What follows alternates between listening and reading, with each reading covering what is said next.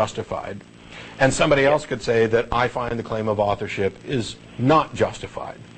And that's what the debate is about. That's what the debate is about. And I'm stating that I'm of the opinion, based on what I've read, that there is sufficient reason to question the authorship. I know, that's why I'm calling. And that's all I claimed in that video. And there's a debate about this, which was all I was claiming. And I even got specific and said I don't want to get into the issue of the historicity of Jesus or the specifics about the authorship. Because all I'm saying is that you cannot claim that this is necessarily so. And if you then go and expand to not only, as many believers do, claim that this is necessarily the author, but then to extend that to this necessarily happened, you have committed a huge violation, at least by my standards, of what one should do when assessing evidence for claims. No, not at all. Now, what the debate is about is, by these historical criteria, did Matthew write Matthew? And I say yes. I say there is absolutely extremely good reason. And I say I don't know.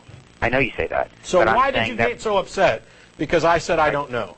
Dude, I wasn't upset. Someone asked me to respond to it, okay? Well, why did you attack me as if I said that he didn't, when you know I said I don't know? Because you said we don't know who wrote it, and that's essentially a claim that we have no idea who wrote it. No, it's not a claim. Okay, it's not a claim that we have no idea. It's not a claim that there's no debate. It's not a claim that there's no discussion.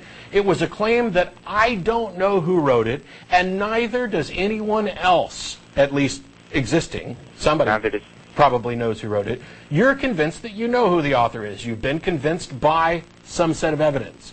Not everybody's convinced. There is a debate, as you've already admitted. You knew that my position was I don't know, and yet you debunked it as if I asserted, in your own words, that we have no idea. Why did you do that? Why so dishonestly? No, it wasn't dishonest. Could I respond? My rebuttal was to you said, well, I don't know who wrote it. We don't have enough evidence to determine who wrote it. Right. Right. And so I was saying, no, not true at all. Let's look at your reasons why it's questionable. Let's debunk those. Then let's look at some of the positive reasons why we do know who wrote it. You didn't.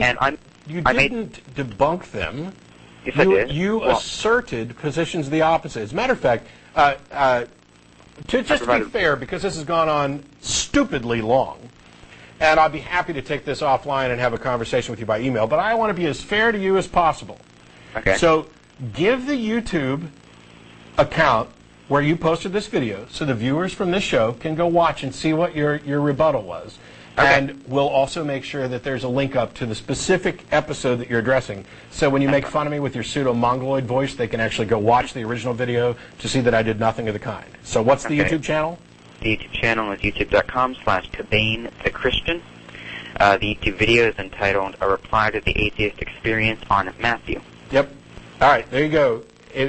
And we'll see about getting a link up with the other video. But Tommy, for now at least, that's way more of the show. There's two other people on hold that have been on hold for a long time, and Don's got a topic to go to, and we're getting nowhere. Thanks for taking my call. Sure, thanks.